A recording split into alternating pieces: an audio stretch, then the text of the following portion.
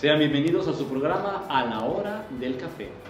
Es para nosotros un gusto poder compartir juntos este momento que vamos a aprender, a reflexionar y a conocer un tema que para nosotros es de capital importancia. El tema de hoy se llama Conociendo a María. El día de mañana tendremos la oportunidad de celebrar el Día de la Virgen María en todo el mundo. Celebramos su Asunción. Por ese motivo, desde hoy, desde esta vigilia, vamos a tratar de conocer a María. ¿Quién era? ¿Dónde vivía? ¿Cuál era su familia? ¿De qué manera se desempeñó delante de la voluntad de Dios? ¿Cuáles fueron los retos que vivió como madre, como educadora? ¿De qué forma ella tuvo que estar al lado de su hijo con autoridad? ¿Y en qué momento ella supo que guardar silencio y manejarse a un lado para que el hijo pudiera cumplir la misión que tenía por realizar? El día de hoy vamos a enfocarnos en la Virgen y precisamente vamos a abordar el tema para conocer a profundidad quién es María de Nazaret. Te invitamos a servirte un buen café, a saborear este momento que vamos a compartir juntos, porque si conocemos a María, conocemos también el origen de nuestra fe.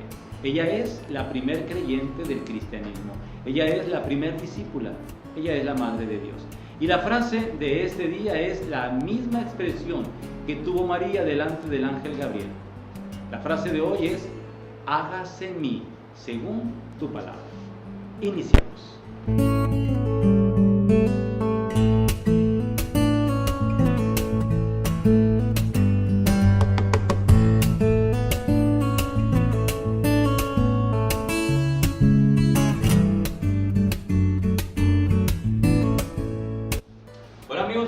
El tema de hoy de María, primero vamos a querer hacerle esta pregunta al Padre, que es: ¿cómo fue la vida de María antes de la encarnación que tuvo de Jesús? Sí, fíjate que es muy importante para nosotros los cristianos saber quién es María. La Biblia nos va a presentar en el Nuevo Testamento muchas Marías: María Magdalena, María de Cleofás, varias Marías. Pero María Santísima, la Madre de Jesucristo, tiene un papel importantísimo. Ella es la que abre la primera página del Evangelio, ella es la que nos va a presentar la revelación del Hijo de Dios. Pero ¿qué sabemos de María antes? Y eso la Biblia no nos lo presenta. ¿Por qué? Porque nos va a presentar solamente de Jesús en adelante. Todo lo que tenga que ver en torno a Jesús va a aparecer María como protagonista. Sin embargo, la pregunta que a mí se me hace muy bueno es: ¿qué nos enseña la Iglesia, la tradición cristiana? ¿Qué nos ha dicho sobre María? De María sabemos porque la tradición ha reconocido a los padres de la Santísima Virgen. En Jerusalén hay una iglesia entrando en la primera puerta para entrar a la ciudad de Jerusalén, la iglesia de Santos Joaquín y Santa Ana. Entonces la iglesia nos dice: los padres de la Santísima Virgen fueron Joaquín y Ana. La tradición cristiana nos enseña que ciertamente no hay ningún relato bíblico donde digan los nombres de Joaquín y Ana. No aparecen, porque alguien que está viendo el programa va a decir: ¿en qué parte de la Biblia aparece el nombre de Joaquín y de Ana? Yo les digo: no aparece. Pero la tradición cristiana, es decir, los libros apócrifos o las comunidades cristianas, reconocieron a los padres de la Santísima Virgen. Ahora, ¿dónde nació María? Lo más seguro que si esta gente era de Jerusalén, porque posiblemente pertenecían a la familia sacerdotal. ¿Por qué sacamos esa conclusión? Porque María estaba emparentada con Isabel y Zacarías, que son los padres de Juan el Bautista. Y Zacarías era sacerdote. El libro de San Lucas nos lo presenta como sacerdote. Entonces, había una relación posiblemente entre la familia sacerdotal de Zacarías y la familia de María, que debió haber sido también una familia sacerdotal. Sin embargo, encontramos a María no en Jerusalén, la Biblia nos la presenta en Nazaret. Entonces, si esta familia sacerdotal vivía en Nazaret, la pregunta es: ¿y por qué tenían residencia en Nazaret?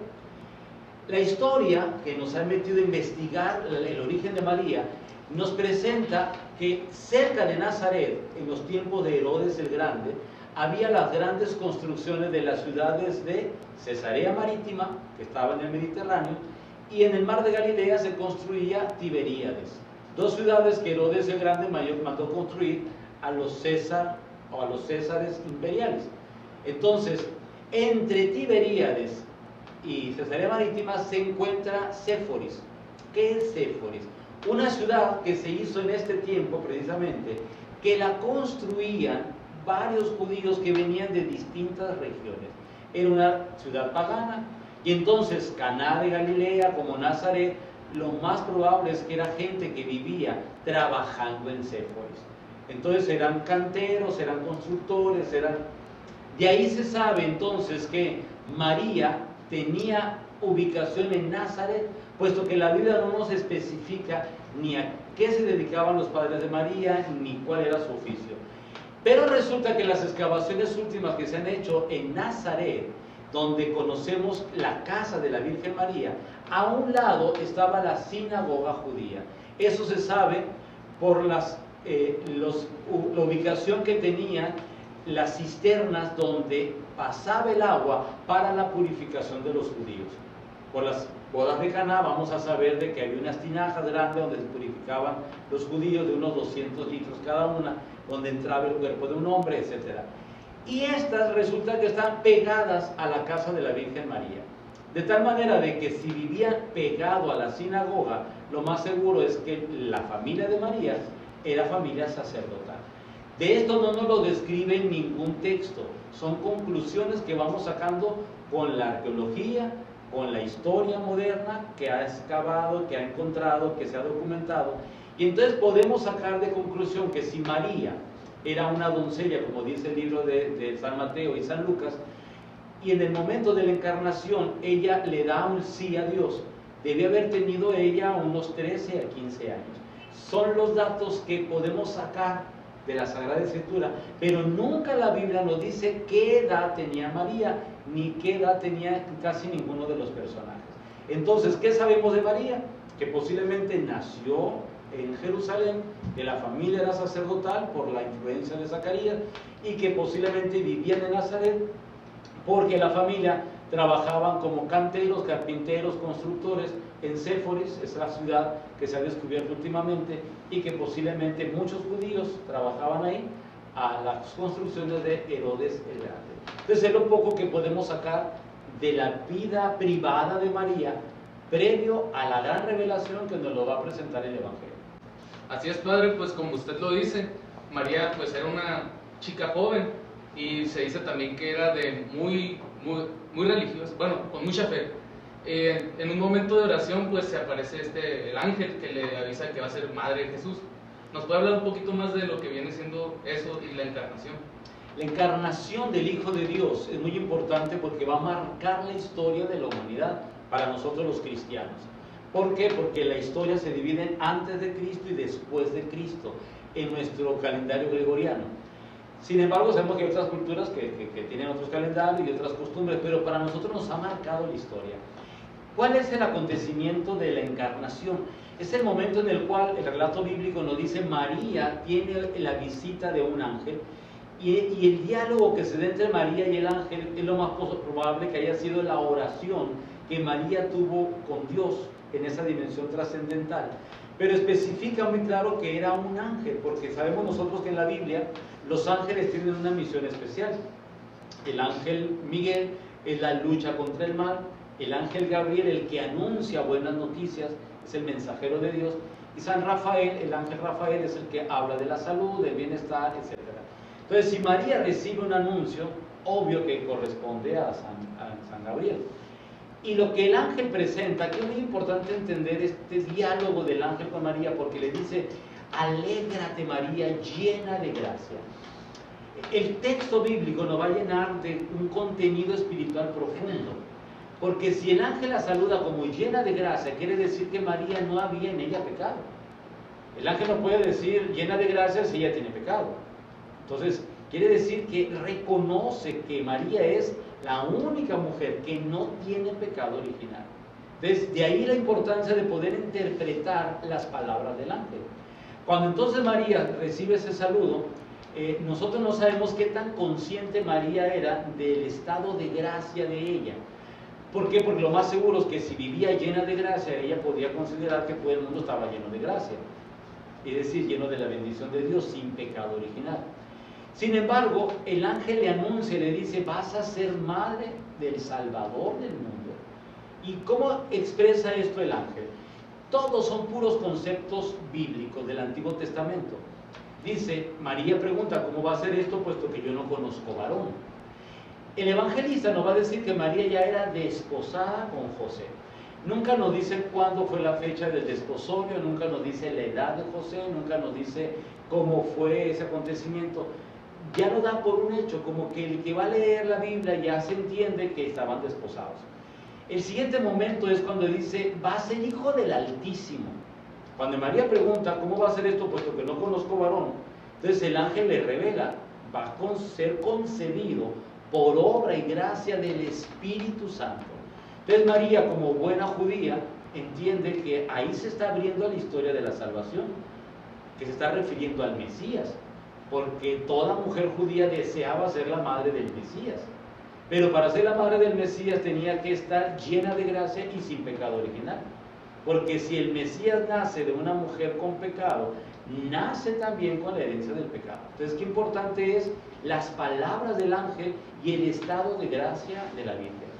Y entonces, cuando el evangelista dice la Virgen a una mujer de Nazaret y la considera virgen, quiere decir que era una mujer pura.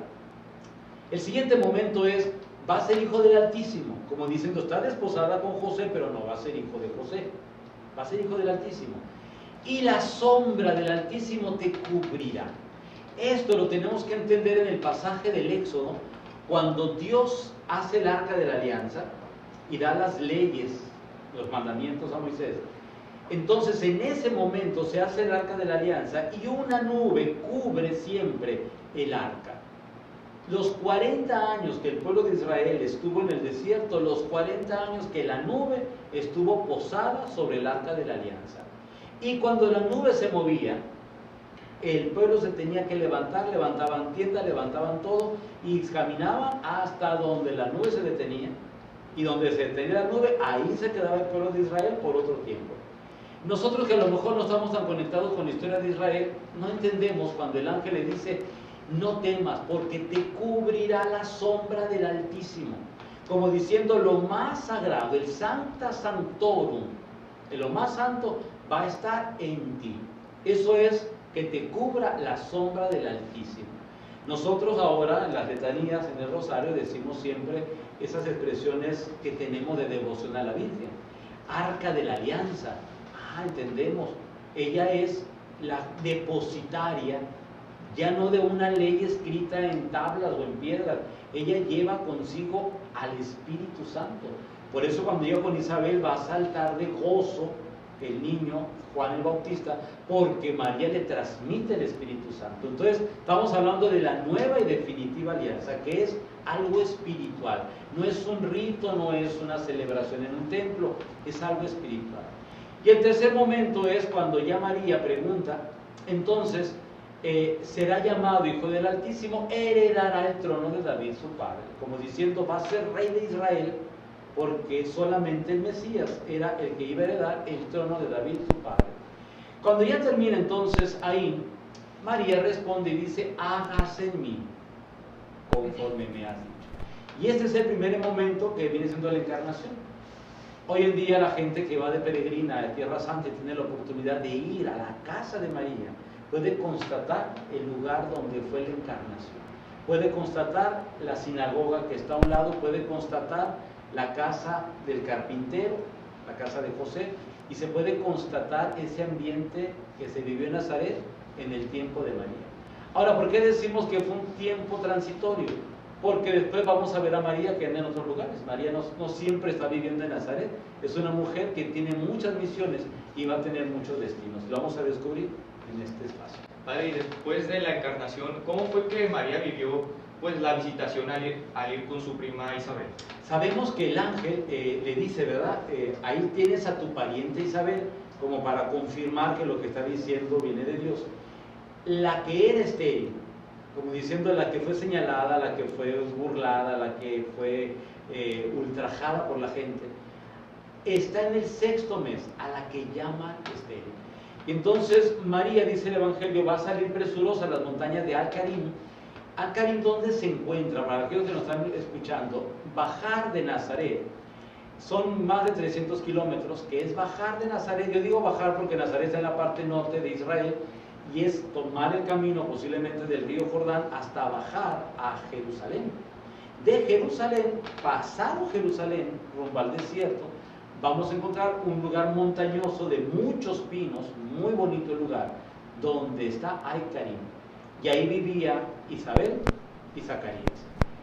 ¿Qué conocemos de ellos? La famosa visitación la conocemos previa porque dice que cuando daba un servicio sacerdotal Zacarías en el templo y entró al Sancta Sanctorum, al lugar santísimo, ahí encontró con el ángel y el ángel le anunciaba que iba a tener un hijo, que el hijo tenía una gran misión, pero Zacarías no creyó, entonces se quedó mudo hasta que nació el hijo.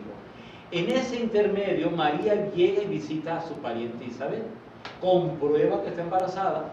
¿Cómo se comprueba? San Lucas va a decir que el niño saltó de gozo, como diciendo María lleva el Espíritu Santo, y la fuerza de Juan el Bautista la recibe en el momento que María llega y le transmite el Espíritu Santo. Qué importante es llevar la fuerza de Dios y transmitirla. Si tú llevas contigo a Dios, por donde vayas pasando, vas dejando la presencia de Dios. Este es el gran ejemplo que tenemos que aprenderle a la Virgen María y a Isabel. Y a partir de ahí, Isabel la saluda con una frase que se ha hecho mundial: bendita entre las mujeres, bendito el fruto de tu vientre. Son las palabras que San Lucas nos presenta en el Evangelio. Y ahí empieza una cátedra de humildad de María para todos nosotros, que gracias a que San Lucas recoge ese diálogo de María, tenemos el cántico del Magnífica. Magnífica, que significa grandiosidad, la grandiosidad de María. ¿En qué consiste esa grandiosidad de María? María se pregunta y dice: ¿qué vio Dios en mí? Vio la pequeñez de su esclava. Fíjense qué interesante este gesto de humildad. María no le llegó presumiendo a Isabel diciendo: mira Isabel, ve, yo fui la madre de Dios, yo fui elegida. No, vio Dios la pequeñez de su esclava. Ni siquiera se llama madre de Dios, la esclava la que está con los ojos fijos en su Señor. Y a partir de ahí empieza el Magnífica, porque ha hecho obras grandes el que todo lo puede, su nombre santo. Es un cántico que yo les invito a que lo puedan leer pausadamente y hacer oración, porque es un cántico maravilloso. Por eso se titula Magnífica, donde ella dice: la obra que hizo Dios con Abraham y su descendencia, ahora la ha hecho de generación en generación en esta sierva. Y ese cántico de María da la apertura a la credibilidad de que la Madre de Dios está preparada para presentar a su Hijo al mundo. Así como Isabel va a presentar a Juan el Bautista al mundo, ahora el Bautista va a presentar a Jesús al mundo. Esa es parte de lo que es la visitación de María a Isabel. Pues como muchos de los que nos están viendo en casa o nosotros que estamos aquí, pues desde chiquitos sabemos que empezamos yendo al catecismo, después la primera comunión, la confirmación, y pues así nos vamos. Pues, ¿cómo es que María formó a Jesús? Fíjense qué gran responsabilidad, porque todos los padres de familia tienen la gran responsabilidad de formar a sus hijos todos los días, con actitudes, con formación, con educación alterna, etc. Como tú decías, con educación cristiana, catecismo, formación, etc. María Santísima tenía esta gran responsabilidad de educar al Hijo de Dios. Ella es consciente que el hijo que va a tener es de Dios. José no.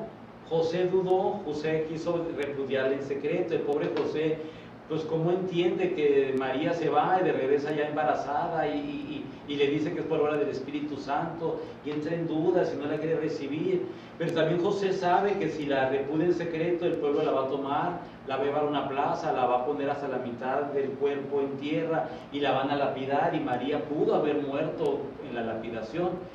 Y entonces José recibe el sueño de un ángel, y tanto San Mateo como San Lucas nos dice que el ángel le revela y dice: no dudes en tomar a María, tu mujer, como tu esposa, porque el niño que ella tiene es obra de Dios, y tú le pondrás el nombre de Jesús. Es decir, le da la responsabilidad para que José sea el encargado, el custodio, el justo, que pueda formar correctamente al Hijo de Dios. Aquí es importante entender esto porque hay una obra de Dios. Dios elige a quienes, a esas personas que están preparadas espiritualmente, elegidas espiritualmente, pero que ellos en la dimensión humana tienen que ir aprendiendo cómo le van a hacer. A mí me llama la atención porque María regresa a Nazaret, después viene el censo, y entonces en el censo que los historiadores dicen, bueno, debió haber sido a la muerte de Herodes el Grande, posiblemente en ese tiempo, posiblemente el censo sea cuando Jesús iba a nacer, porque entonces vamos a darnos cuenta que en Belén no hay lugar para ellos, el censo se está realizando, tenían que ir a Belén porque ellos eran de Belén. Entonces por eso la pregunta que decía, ¿qué pasa con María antes? ¿O María era o de Belén o de Jerusalén? Seguro era que José era de Belén. ¿Por qué? Porque el Mesías tenía que nacer en Belén de Judá, donde es el rey David, porque él tiene que ser el pastor del nuevo pueblo de Israel. Entonces todos estos datos que van coincidiendo nos hacen ver cómo María y José se van preparando para ser padres. El primer gran reto es que no tienen lugar para el parto. Miren, yo siempre me pongo a pensar esto, en el día actual hasta la persona más humilde tiene un lugar digno para dar a luz a sus hijos, un hospital, una clínica, un lugar. Ellos no tenían dónde. El gran reto es la defensa de la vida, cómo afrontar los retos de la vida. El día de hoy, en la cultura actual, por cualquier cosa queremos decir no y vámonos. No, María y José buscan la manera, encuentran la forma y dan a luz al Hijo de Dios sin presunción. No le presumen al pueblo de Belén. Son los ángeles los que se presentan en el cielo, cantan, y solamente los pastores son los que entienden de esa revelación. La gente del pueblo no, solamente los pastores. Los pastores en el pueblo judío es gente que no tiene casa, es gente que vive de noche con sus crías, y es gente que vive en las montañas, no se regresan al pueblo, viven así. Son los más pobres entre los pobres, para poderlo entender en ese sentido. Y entonces María y José empiezan con el reto del nacimiento, después con el reto de que el rey quería matar al niño y entonces tienen que huir, el reto de tenerlo que presentar en el templo, y ahí aparecen otros personajes, donde le dicen: a ti una espada te atravesará el alma. Y ahí José da una ofrenda, no de macho cabrío, puesto que no era su hijo, no era el primogénito, y dan tórtolas y pichones, porque es la manera de poder decir que él, el Hijo de Dios, cuando crezca, él va a ofrecerse como víctima en sacrificio para la salvación del mundo. Todo esto que está en el relato de la presentación en el templo, tenemos que descubrirlo a profundidad. Y después de ahí nos dice el evangelista que huyeron a Egipto. Y entonces en el norte de Egipto lo más seguro que José y María siguieron viviendo para resguardar al hijo. Cuando muere el hijo de Herodes, que había sucedido al trono, entonces regresan de nuevo a Nazaret, donde Jesús se cría.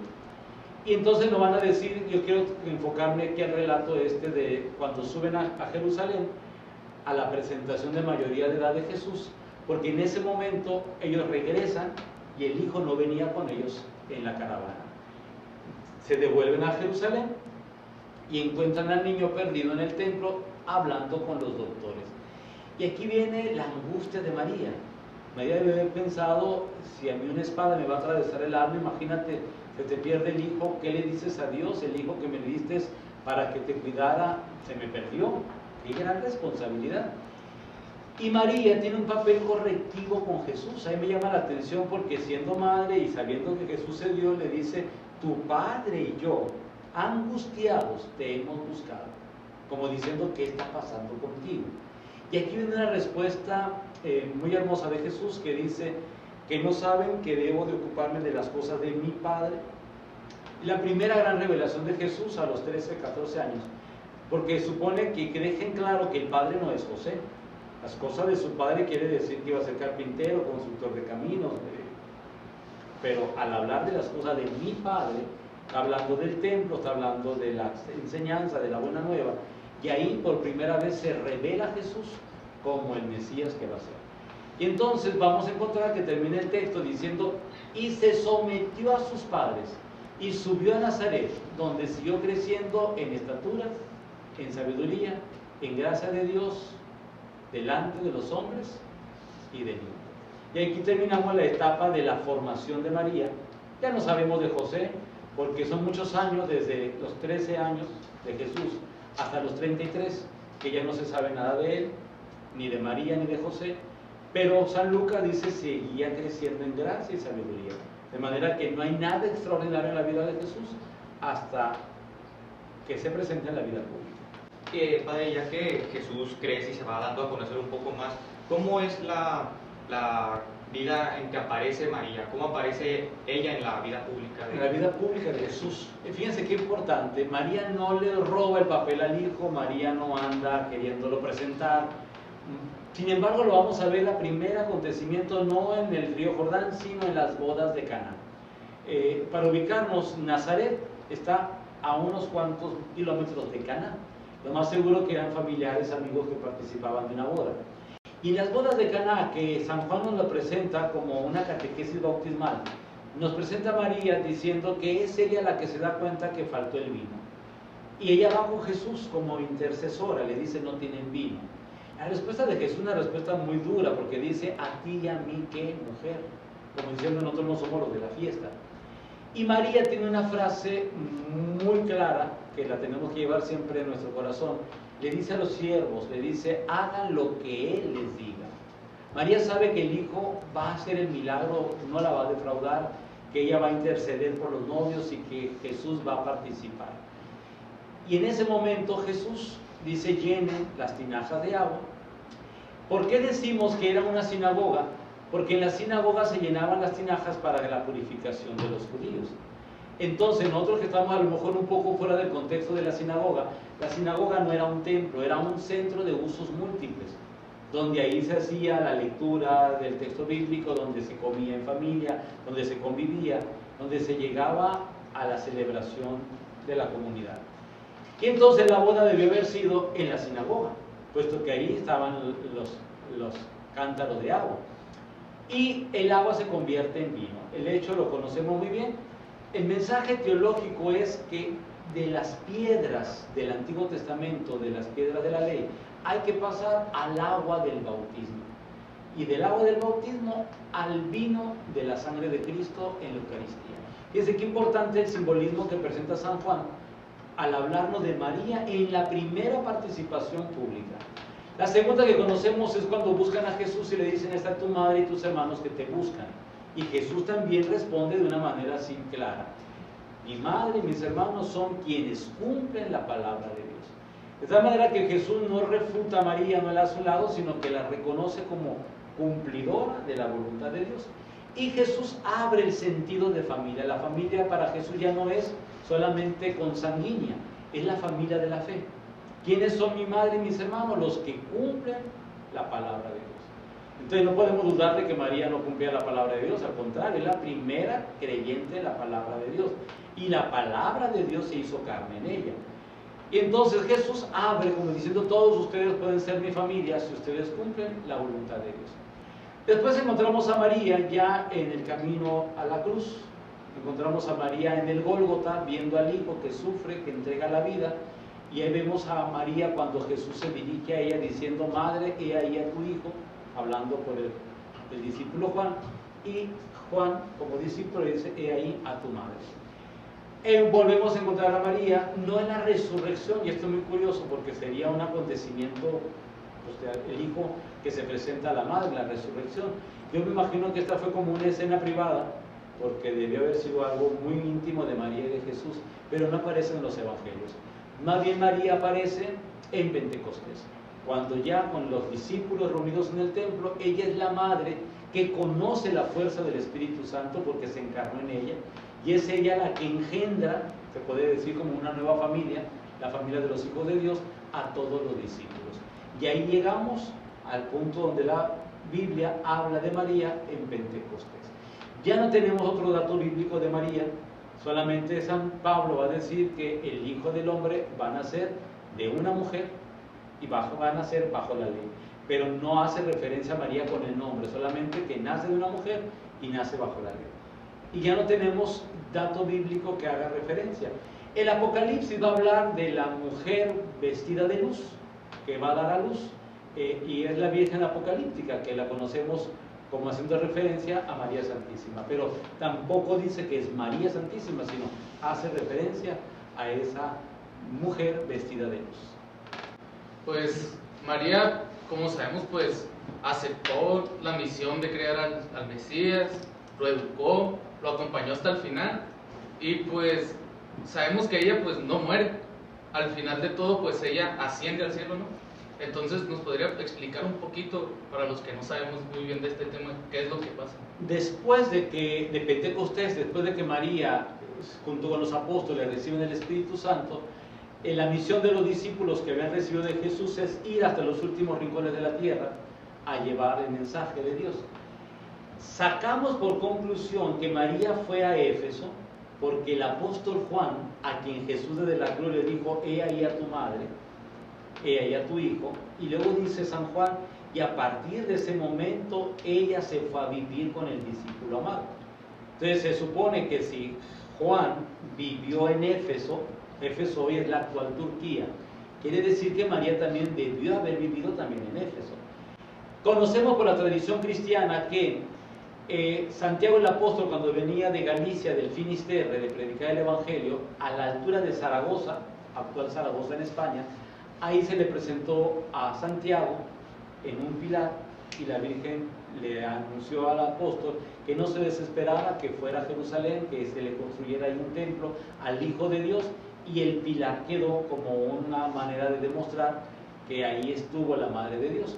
Por eso la iglesia de Zaragoza es la primera iglesia de las apariciones de la Virgen María. Se cree que María apareció cuando todavía estaba en vida. Entonces es la iglesia del Pilar, la primera aparición que en el mundo se tiene de María Santísima. Y entonces ya no sabemos de María.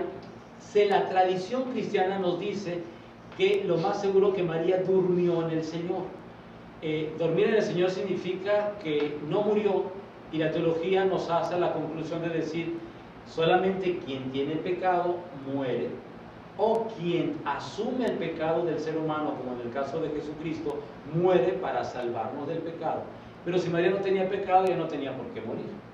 Biológicamente su cuerpo llega a una dormición. Por eso la Iglesia Ortodoxa va a hablar de la dormición de la Santísima Virgen. Los cristianos por muchos siglos creímos, a través de los distintos dogmas de la historia, como el dogma de Éfeso, de que María era Madre de Dios, creímos también que María subió al cielo. Y entonces la Iglesia en 1951, con los papas recientes, Pío XII concretamente, se hizo una encuesta en toda la Iglesia católica del mundo para preguntar en qué creíamos. Así como creemos la Inmaculada Concepción, creemos también la Asunción. Y entonces el 15 de agosto de 1951 se declaró a nivel mundial la Asunción de María Santísima. Por eso el 15 de agosto es el Día de las Marías. ¿Por qué? Porque celebramos a María Santísima en su Asunción. No nos metemos en grandes discusiones teológicas, creemos que Dios la tiene en su presencia, y en el resto del Santo Rosario decimos que está como Reina del cielo. María, Madre, Reina de Dios, Madre nuestra en el cielo. Y es aquí como recogemos todo un poco de la vida de María. Sería interesantísimo ir viendo episodio por episodio de la vida de la Virgen María y de las apariciones marianas, que posiblemente en otra ocasión podemos ir viendo apariciones marianas, para ver ese mensaje misionero que tiene María hasta el día de hoy. María sigue siendo misionera, discípula, fiel de Jesucristo su Hijo, y sigue siendo nuestra madre, nuestra guía, nuestra compañera, nuestra estrella que nos va guiando, y ella siempre se va manifestando para llevarnos a su Hijo Jesús. Bueno, Padre, pues muchas gracias una vez más por estar con nosotros, con este tema tan bonito de María, que es un claro ejemplo para nosotros de aceptar la voluntad de Dios. Pues seguimos con más en tu programa, A la hora del café.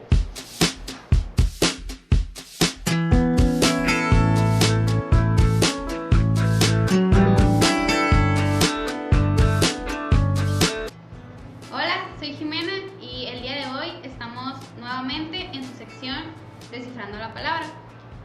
La palabra del día de hoy es la siguiente: fiat. Padre, ¿nos puede explicar qué significa fiat?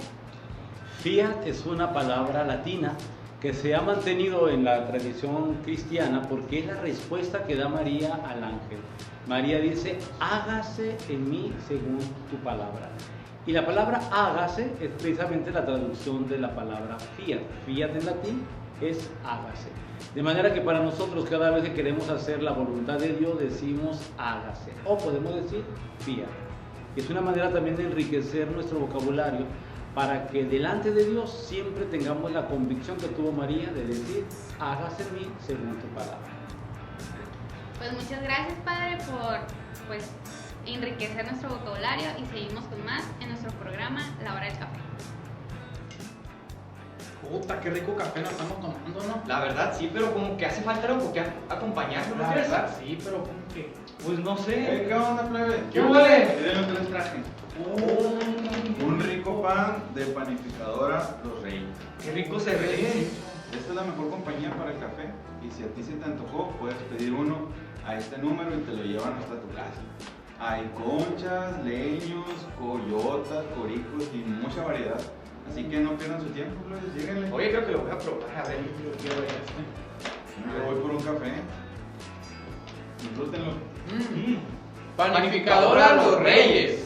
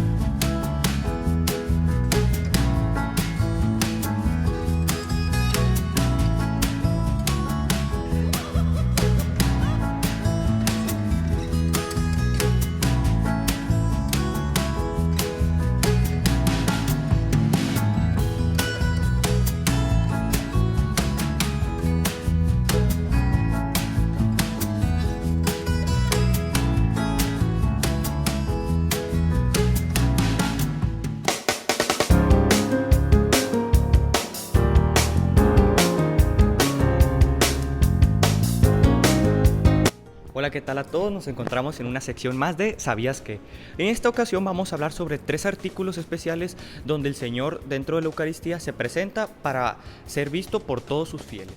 En primer lugar tenemos el sagrario o tabernáculo también llamado, que es el lugar más sagrado del templo y se utiliza para poner las hostias consagradas.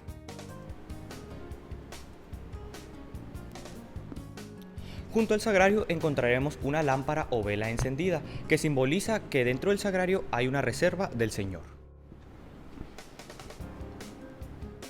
Por último tenemos a la custodia, que se llama así porque protege al Señor cuando es expuesto. Se utiliza durante las horas santas, las procesiones o las exposiciones del Santísimo y es para tener una mayor cercanía con el Señor.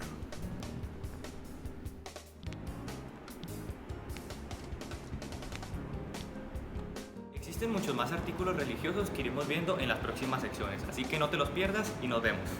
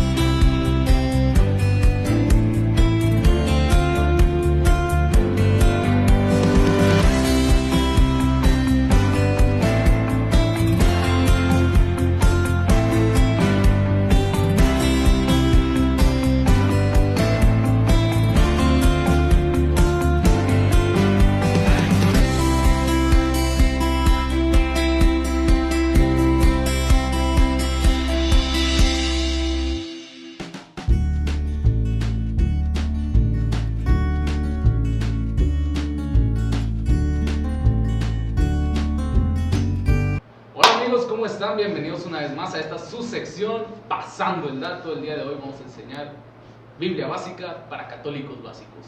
Bienvenido Carlos, bienvenido Checo. El día de hoy empecemos. Pues en esta sección queremos, como dice, ¿no?, pasarles el dato, y yo creo que muchos jóvenes ahorita es muy difícil que se acerquen a la lectura de la palabra de Dios, ¿no? Pero yo creo que debemos romper con ese mito, con ese tabú de que la palabra de Dios es aburrida o algo. Y queremos darles algunas recomendaciones para que se acerquen a la lectura de la palabra de Dios y a su vez pues hagan oración. Y no sé, ustedes sinceramente, ¿sí leen la Biblia? Sí. Sí, pocas veces, pero siento que al principio para un joven ha de ser un poco pues diferente, porque no es un libro a lo mejor que acostumbran en su lectura diaria o un libro muy común, se podría decir. Pero siento que hay que perder un poquito pues el miedo o esa, no sé, sensación, se podría decir, de decir, pues voy a empezar a leer la Biblia para pues conocer un poquito más sobre esa historia, porque me imagino que muchos jóvenes dicen, pues, o sea, no sé qué me vaya a contar, no sé si le vaya a entender. Siento que a lo mejor es el miedo de muchas personas o de muchos jóvenes al querer empezar a leer la Biblia. No sé qué piensan. O se meten primero con, voy a leer el Apocalipsis, ¿no? Porque es como que, pues me da miedo, no sé. Causa más interés. Ajá. Pero no, la Biblia, la recomendación que yo les podría dar es que la empezaran a leer del Nuevo Testamento. Los Evangelios, las cartas, el Apocalipsis y después el Antiguo Testamento, para que tengan pues una idea de por qué sucedieron las cosas antes de Jesús, pero ya sabiendo pues qué pasó. Y tú ahí en casita, si no te sabes los libros, pues primero que nada, hazte de una Biblia. Y después de eso puedes comprar unos marcadores en el cual se denota cada uno de los libros. Así se te hará más fácil encontrar una cita bíblica o algún pasaje. Sí, y también es muy importante que tengas un lugar, ¿no? En tu cuarto, en tu buró, un lugar que le des un espacio pues a la palabra de Dios. No tengan miedo a rayarla, no tengan miedo a meterle ahí separadores, no tengan miedo traerla para todos lados. Sí, es una palabra sagrada, la palabra de Dios, pero también mucha gente la tiene abierta, es como así en su casa, y es como algo que no se debe ni de tocar. Y yo creo que no, una Biblia personal, una Biblia de estudio. Y otra recomendación podría ser que a la vez que la estás leyendo, pues veas algún video en YouTube, alguna serie sobre la Biblia, alguna película, que te abra más el pensamiento a lo que estás pues estudiando. Sí, siento que como es una historia que, o sea, cada vez te va a ir engranando un poquito más y más, pero a lo mejor no te vas al que empiece a leer la Biblia, no va a empezar a lo mejor leyendo, no sé, 30 páginas, pero siento que con ciertos versículos o con poquitos capítulos que leas de algún libro, pues le va a servir mucho, y a lo mejor poco a poco ver agarrando más el gusto por la lectura de la Biblia. Así es como lo menciona pues nuestro compañero Carlos. Muchas veces leemos la Biblia y al rato que, por ejemplo, yo les voy a contar una experiencia mía. Hace no mucho tiempo comencé a ver una serie en Netflix que se llama La Biblia. Si la buscan pues ya no va a estar, ¿no? Ya la quitaron. Pero pues entonces, antes de comenzar a ver esa serie, nosotros ya habíamos tenido un cursito así mini de una semana más o menos de Biblia. Entonces era como de que ya no querías ver ni la serie o te engranabas más porque ya sabías qué iba a pasar, pero querías ver cómo pasaba nomás. O sea, ya sabías tú que Caín iba a matar a Abel, o ya sabías tú que iba a empezar la tormenta, ya sabías tú pues cómo ibas, ya no sabías lo que seguía. Entonces era como que muy spoileada, pero era como de que, a ver, vamos a ver si es cierto. Es más la curiosidad que te da de ver pues si va a pasar eso, como para decir, no siguieron lo que decía aquí. O sea, es como más eso, más que nada. Pero siento que ha de ser padre porque ya que antes que tú ya lo leíste, pues ya que lo estás viendo, ha de ser pues muy interesante ver cómo te lo imaginabas tú a cómo lo plantean de otra forma en la película o en la serie. Y pues a lo mejor ya comparas y dices, pues, o sea, esto sí pasó realmente como dice en la Biblia, o esto pasó de otra forma. No sé, como que vas sacando ya más conclusiones y vas entendiendo un poquito más. Otra recomendación que les podría dar es que hay una técnica que se llama las pepitas de oro. Es decir, elige citas bíblicas que te gusten a ti. Por ejemplo, todo lo puedo en Cristo que me fortalece. vivo, pero no soy yo, es Cristo que vive en mí. Y apúntalas, ponlas en un papelito en tu escritorio, en tu buró, en el refri. Y esas pepitas de oro, que son granitos de oro, que te van a ir fortaleciendo y te van a ayudar mucho en tu vida. Entonces, si juntas todas las pepitas, pues vas a encontrar un gran tesoro, que esa es la palabra de Dios. Y si tú no tienes Biblia, pues compra una. Aquí en la región, por el idioma, por la traducción, es la Biblia latinoamericana la que más se usa, pero es también la Biblia de Jerusalén, la Biblia de los jóvenes, la Biblia de Dios habla hoy. Hay muchas versiones, incluso hay aplicaciones de la Biblia. Solo fíjate que no sea pues cristiana, porque pues le faltan libros, ya después hablaremos de eso, pero hay muchas aplicaciones muy buenas sobre la palabra de Dios. Aquí te vamos a dejar algunas y pues queremos pasarte este dato, no sé si tengan algo más. Recuerden también que no sea una de las aboneras, de esas grandonas de las que ponen ahí en la casa abierta en la misma página. Que parece adorno, Sí. de cuenta. Bueno, pues esto fue Pasando el Dato, espero que te haya servido. Y pues nos vemos hasta la próxima. Ay, qué calor está haciendo. Sí, güey. ¿Qué onda, plebes? ¿Qué rollo? ¿Qué onda? ¿Ya probaron las ricas bebidas del mayo? No, Nota de lo que se están perdiendo, loco, con este sabor. Tenemos piñas, jamaicas, cebadas, horchata y de diferentes tamaños. Aquí están para que se echen una y que le digan a la gente lo rico que saben. Y si ustedes quieren una, se las podemos hacer llegar hasta su casa. O si tienen algún negocio o algo, marquen el número que aparece aquí abajo y se las llevamos a su establecimiento. Están bien ricas. Bebida del mayo, la forma de beber al natural.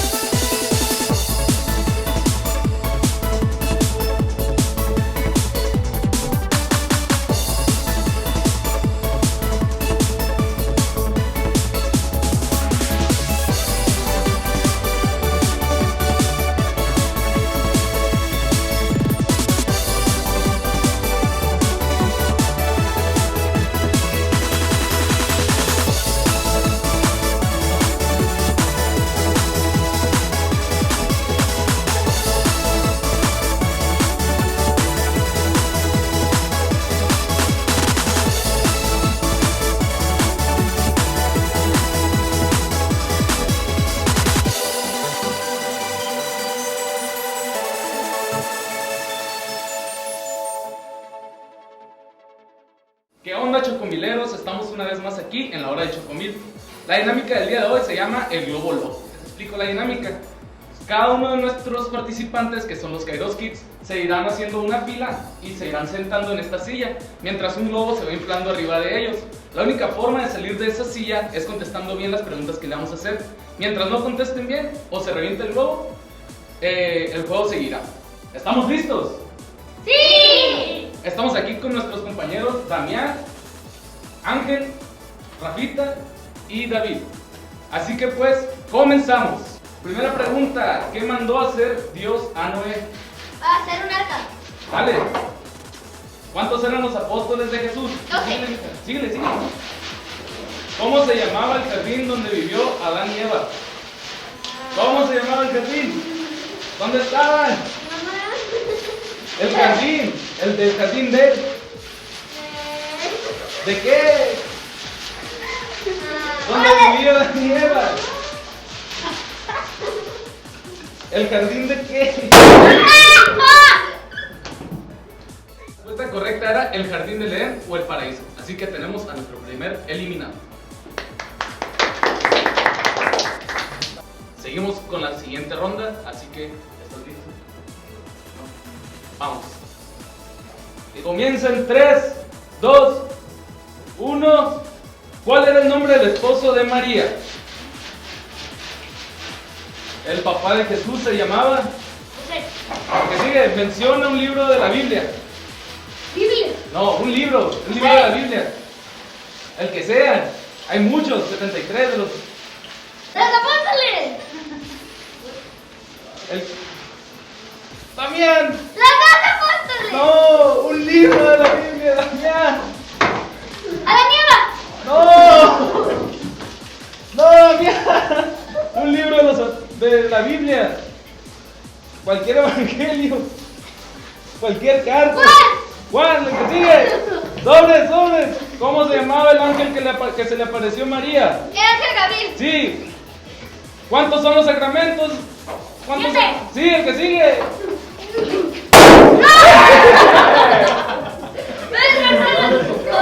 Bueno, pues no te tocaba, carnal, pero pues. Así que en la que vimos que batallaste más, pues fue en la de un libro de la Biblia, pero pues te tocaba, carnal. La que sigue. Vámonos, segundo eliminado. Estamos en la tercera ronda y última. 2 participantes, un solo ganador. Vamos a darle. ¿Para qué murió Jesús?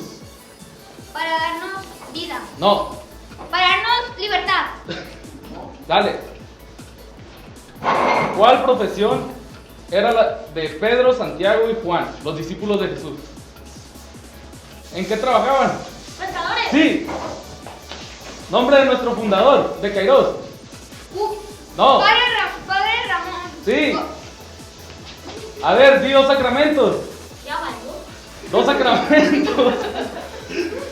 Sacramentos. ¿Qué es un sacramento? 2 sacramentos. Ya gané. Di algo. 2 sacramentos, David. Bautizo. Sí. No. Dime. ¿Qué se festeja en Navidad? Navidad. No. Siéntate. ¿Qué se festeja en Navidad? Siéntate. El nacimiento de Jesús. Sí. ¿Por qué era conocido Sansón? ¿Por qué era conocido? ¿Por ser muy qué? Fuerte. Sí.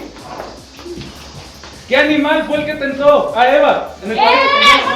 Una serpiente. Sí, el que sigue. ¿Cuántas fueron las plagas de Egipto? 7. Más. 17. Menos. 11. Menos. 5. Más. 10. Sí. 2 mandamientos de Dios. Siéntate. 2 mandamientos. Los mandamientos. ¡No! 2 mandamientos. ¡No quejarse! No. ¿Cuál es el primero? ¿Amar a quién? ¡Adiós! ¿Sobre qué? Todas las cosas. Ahí, el segundo. Hacer caso a tu padre y a tu madre. Dale, que sigue. ¡David! ¿Cuántos libros tiene la Biblia? 73. Sí. ¿Qué edad tenía Jesús cuando murió? 33. ¿Cuántos días estuvo Jesús en el desierto? 40. Ay, ¿qué sigue? ¿Cómo se llama el Papa? El Papa. ¡Ah, no! Ahí está la foto. ¿Cómo se llama? Padre Ramón. ¡No! ¡Ah! El Papa. ¡Eso, güey! ¡Vamos! Francisco, güey. Francisco. Bueno, pues felicitaciones al ganador del día de hoy, que fue David. Y tú no te despegues de la pantalla y nos vemos a la próxima en la hora del Chocomil. Antes de que acabe nuestro programa, queremos invitarte a que nos sigas en todas nuestras redes sociales que estarán apareciendo aquí abajo. Primeramente queremos invitarte a que te unas a nuestra lista de difusión de WhatsApp mandando un mensaje a este número y te llegará directamente a tu celular. Recuerda que encuentras el link de nuestro programa en el Facebook de la Parroquia del Carmen o de Kairos Tiempo de Dios. Y por último queremos invitarte a que te suscribas a nuestro canal de YouTube Kairos Oficial, el cual ya puedes activar la campanita para que te llegue directamente a tu celular. Continuamos con la parte final de nuestro programa. Hoy hemos caminado con María Santísima a lo largo del proceso de su vida. Nos hemos acercado a la revelación que nos ha dado a través de su Hijo Jesucristo. Nos hemos acercado a conocer más de los misterios de Dios gracias a ese fiat que María hizo en el momento de la encarnación. Hoy vamos a pedir a Dios que nos conceda seguir los pasos de María Santísima para acercarnos a Jesucristo su Hijo. Vamos a pedir a María que interceda por nosotros en este tiempo de pandemia. Vamos pidiendo por todas las Marías para que, siguiendo el ejemplo de la Madre de Dios, podamos juntos un día llegar a la gloria eterna. Vamos a pedir al Señor que nos acompañe con su bendición. El Señor esté con ustedes. La bendición de Dios Todopoderoso, Padre, Hijo y Espíritu Santo, descienda sobre ustedes, su familia, y permanezca siempre. Que tengan un excelente día. Gracias por estar ahí.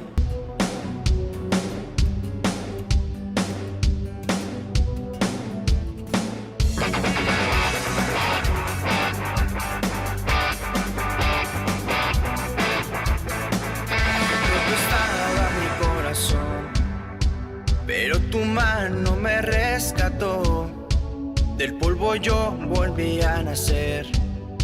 La salvación en ti encontré, tu amor no puedo expresar. Te seguiré por la eternidad, en tu gracia caminaré, en libertad siempre viviré.